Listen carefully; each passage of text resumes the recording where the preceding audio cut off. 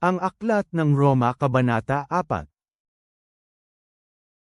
Ano ngayon ang sasabihin natin na natuklasan ni Abraham na ating ninuno ayon sa laman? Sapagkat kung pinawalang sala si Abraham sa pamamagitan ng mga gawa, magkakaroon sana siya ng dahilan upang magmalaki, ngunit hindi sa harapan ng Diyos. Sapagkat ano ang sinasabi ng kasulatan? Sumampalataya si Abraham sa Diyos at ito ay ibinilang sa kanya bilang katwiran.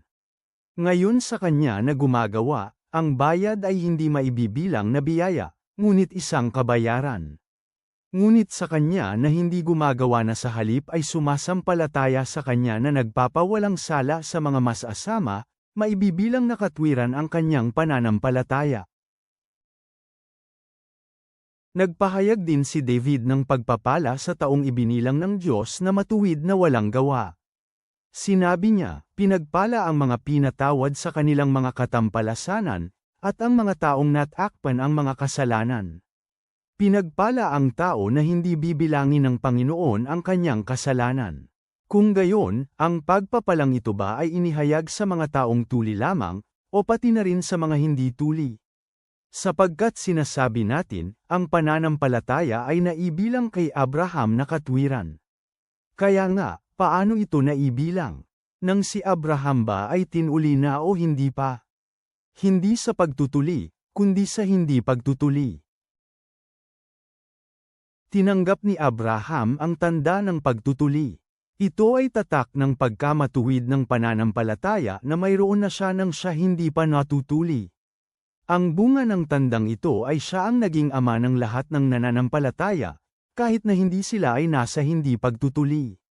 Ito ay nangangahulugan na ang katwiran ay maibibilang sa kanila. Ito ay nangangahulugan ding si Abraham ay naging ama ng pagtutuli, hindi lamang sa mga tuli, kundi pati na rin sa mga sumusunod sa mga yapak ng ating amang si Abraham. At ito ang pananampalataya na mayroon siya noong hindi pa siya natutuli. Sapagkat ang pangako na naibigay kay Abraham at pati na rin sa kanyang mga kaapo-apuhan ay hindi sa pamamagitan ng kautusan, ang pangakong ito na sila ang magiging mga tagapagmana ng mundo. Sa halip ay sa pamamagitan ng katwiran ng pananampalataya. Sapagkat kung ang mga kabilang sa kautusan ay tagapagmana, ang pananampalataya ay walang kabuluhan, at mawawala ng bisa ang pangako. Sapagkat matinding galit ang naibibigay ng kautusan, ngunit kung saan walang kautusan, wala ring pagsuway. Sa kadahilanang ito, nangyayari ito sa pamamagitan ng pananampalataya, upang ito ay sa pamamagitan ng biyaya. Ang kalalabasan, ang pangako ay tiyak para sa lahat ng mga kaapo-apuhan. At hindi lamang ang mga nakakaalam sa kautusan ang makakabilang sa mga kaapo-apuhan na ito, kundi pati na rin ang mga nagmula sa pananampalataya ni Abraham. Sapagkat siya ang ama nating lahat, tulad ng nasusulat, ginawa kitang ama ng maraming bansa. Naroon si Abraham sa presensya ng kanyang pinagkakatiwalaan.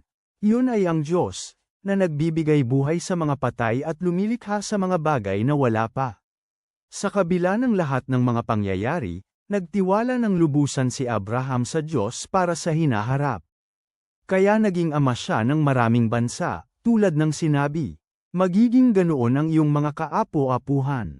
Hindi siya mahina sa pananampalataya. Kinilala ni Abraham na patay na ang kanyang katawan sapagkat mag-iisandaang taon na siya. Kinilala rin niya ang pagiging patay ng bahay bata ni Sarah. Ngunit dahil sa pangako ng Diyos, hindi nag-alinlangan si Abraham sa pananampalataya. Sa halip, napalakas siya sa pananampalataya at nagbigay papuri sa Diyos. Lubos siyang naniwala na kung ano ang ipinangako ng Diyos, kaya din niyang tuparin. Kung kaya ito ay itinuring sa kanya bilang katwiran. Ngayon, hindi ito isinulat para lamang sa kanyang kapakinabangan, na ibinilang sa kanya. Ito rin ay isinulat para rin sa atin, na ibibilang, tayong nanampalataya sa Kanya na bumuhay kay Hesus na ating Panginoon mula sa kamatayan. Ito ang siyang ibinigay para sa ating mga kasalanan at muling binuhay para sa ating pagpapawalang sala.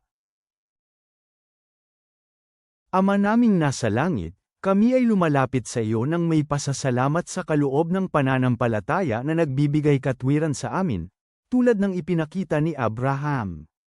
Tulungan mo kaming magtiwala sa iyong mga pangako, kahit na ang landas ay tila hindi tiyak, sa pagkaalam na ang aming katwiran ay nagmumula sa aming paniniwala sa iyo. Naway tanggapin namin ang biyayang iyong iniaalok at ibahagi ang mensahe ng pag-asa sa iba. Gabayan mo kami sa pamamagitan ng iyong Espiritu ngayon at magpakailanman. Amen.